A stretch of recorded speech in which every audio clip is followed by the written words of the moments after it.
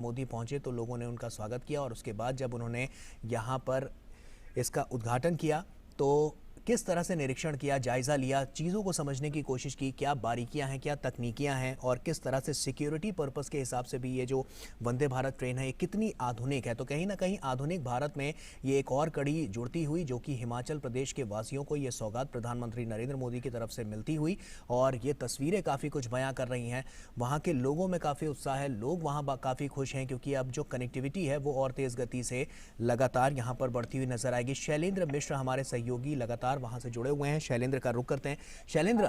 एक बड़ी बात यह है कि अब जो कनेक्टिविटी है वो काफ़ी महत्वपूर्ण तो है ही है, लेकिन जब प्रधानमंत्री नरेंद्र मोदी ने यहाँ पर निरीक्षण किया, बारीकियों को जानने की कोशिश की और जो हमेशा से देखने को मिला कि एक सिक्योरिटी पर्पस के हिसाब से भी ये जो ट्रेन है वो काफ़ी महत्वपूर्ण होती है।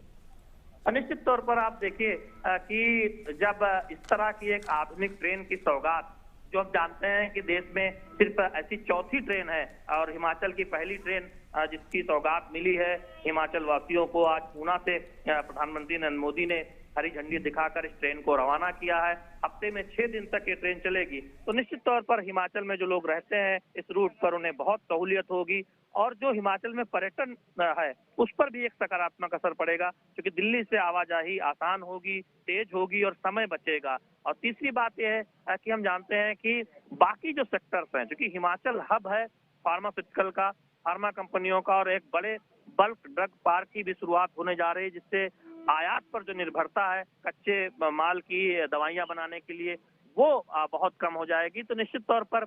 एक तरह से देखें कि काफी सकारात्मक असर आज जो जिन परियोजनाओं का या जो तोहफा आज हिमाचल की जनता को मिल रहा है उससे हिमाचल को मिलने वाला है, हिमाचल के विकास को एक नई गति मिलने वाली है। और निश्चित तौर पर हम जब आधुनिक भारत की बात करते हैं, भविष्य की रेलवे की बात करते हैं, तो वंदे भारत एक्सप्रेस जो ट्रेन है उसमें वो एक महत्वपूर्ण स्थान रखती है, जिसे खास तौर पर बनाया गया है, जिसकी डिजाइन आप जानते हैं कि तमाम सहूलियतें इस ट्रेन में मुहैया कराई गई है। इसकी स्पीड आम जो एक्सप्रेस ट्रेन है उससे ज्यादा होती है, ये समय कम लेती है और साथ ही साथ तमाम सुविधाएं भी होती हैं, सीसीटीवी लगी होती है, बैठने की जो सीट है वो ज्यादा आरामदायक होती है और दरअसल ये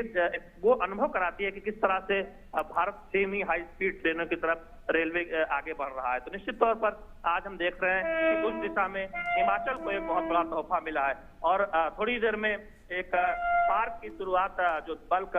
ड्रग पार्क है, हिमाचल में 40% दवाइयां बनती हैं अगर देश भर की कुल दवाइयां देखें, तो निश्चित तौर पर उस दिशा में भी एक बहुत महत्वपूर्ण एक तरह से देखें आज का दिन है हिमाचल के लिए। आज हिमाचल में एक नया इतिहास लिखा जा रहा है और उस दिशा में हम देख रहे हैं कि प्रधानमंत्री नरेंद्र मोदी का जो दौरा है 2 जगहों का, ऊना में और उसके बाद दूसरी जगह पर दौरा है, तो निश्चित तौर पर हिमाचल की जनता को तमाम सौगात मिलने वाली है। बिल्कुल शैलेंद्र, आपसे यही जानना चाहूंगा क्योंकि आप खुद ऊना में हैं, तो ऐसे में किस तरह की प्रतिक्रियाएं वहां पर लोगों की मिल रही है, प्रधानमंत्री उनके बीच हैं, लोगों में किस तरह का माहौल है और लोग क्या अपेक्षा करते हैं कि कहीं ना कहीं जो सौगातें मिल रही हैं कितना फायदा उनको वहां पर होगा? जी देखिए, हमने बहुत सारे लोगों से बात की, उन्होंने कहा कि दरअसल जो मौजूदा सरकार है, राज्य सरकार, प्रधानमंत्री नरेंद्र मोदी की अगुवाई में केंद्र सरकार तमाम ऐसे कार्य कर रही है जो हिमाचल में पिछले कई दशकों से नहीं हुए थे या फिर जिसके उम्मीद लोगों ने बहुत समय से पाली हुई थी और ऐसे सपने पूरे हो रहे हैं। जब आधुनिक ट्रेन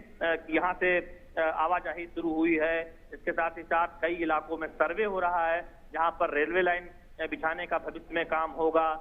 जो छोटी लाइन जिसे बोलते हैं उसे ब्रॉड गेज करने का भी भविष्य में कुछ जगहों पर काम होगा। और दरअसल संपर्क, क्योंकि पहाड़ी राज्य है और सबसे बड़ी चुनौती यही है कि संपर्क को बेहतर किया जाए, आवाजाही को आसान बनाया जाए और उस दिशा में रेलवे बहुत महत्वपूर्ण है। और जिस तरह से वंदे भारत ट्रेन का तोहफा मिला है, आप एक दिन के अंदर ये ट्रेन नई दिल्ली से ऊना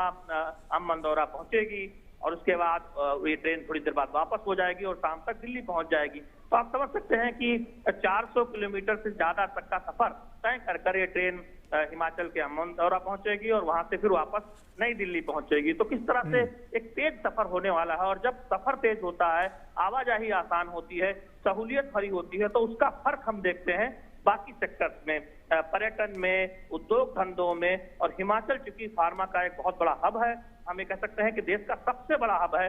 हिमाचल और उत्तराखंड। तो ऐसे में एक पार्क की शुरुआत जो दरअसल नई नौकरियों, नए रोजगार का सृजन करेगी, उद्योग धंधे को बढ़ावा देगी और हम भविष्य में देखेंगे कि रोजगार के और मौके हिमाचल की जनता को मिलने वाले हैं, हिमाचल में उद्योग धंधे लगने वाले हैं। तो उस लिहाज से आप देखें, प्रधानमंत्री का आज का जो दौरा है, जिसमें दूसरे कार्यक्रम के तहत जब सड़क संपर्क मार्ग के विस्तार के तहत उसमें हम देखेंगे कि कई नई और सड़कों की तरफ जब आगे बढ़ा जाएगा, तो दरअसल रोड इंफ्रास्ट्रक्चर हो या फिर रेल इंफ्रास्ट्रक्चर हो, हिमाचल में इसमें बहुत तेजी से काम हो रहा है। पर्यटन के लिहाज से हम जानते हैं कि रोड और रेल संपर्क का बेहतर होना अनिवार्य शर्त है किसी भी राज्य के लिए, और ऐसे में हिमाचल उस दिशा में बहुत तेजी से आगे बढ़ रहा है। दूसरी बात यह है कि हिमाचल की जो अपनी खूबी है, हिमाचल के जो अपने तमाम केंद्र हैं जहां पर पर्यटक आते हैं, हम जानते हैं कि एक तरह से देखें कि ये हिमाचल में धार्मिक पर्यटन बहुत प्रमुख तौर पर होता है। तो ऐसे में हिमाचल के जो शहर हैं उनको सुंदर बनाने की कवायद लगातार हो रही है और साथ ही साथ रोजगार के मौके को लेकर तमाम काम हो रहे हैं। जब मैंने बहुत सारे लोगों से बात की तो खासतौर पर बुजुर्ग वो इस बात को लेकर खुश थे कि हिमाचल सरकार ने जो पेंशन योजना वृद्धों के लिए चलाई है उससे उनको बहुत राहत मिल रही है। तो तमाम सामाजिक कल्याण की योजनाएं, क्योंकि सिर्फ आर्थिक बुनियादी ढांचे को बेहतर करके हम एक बेहतर राज्य का निर्माण नहीं कर सकते। हमें वंचितों को, जो गरीब हैं, जो वृद्ध हैं, जिनकी अपनी कोई निश्चित कमाई नहीं है, उनको सहारा देना होता है। ऐसे में राज्य सरकार की और केंद्र सरकार की जो सामाजिक कल्याण की योजनाएं हैं उसको लेकर भी लोग बहुत प्रसन्न हैं और बहुत खुश हैं और इस बात का जिक्र कर रहे हैं कि कोरोना काल के दौरान किस तरह से गरीब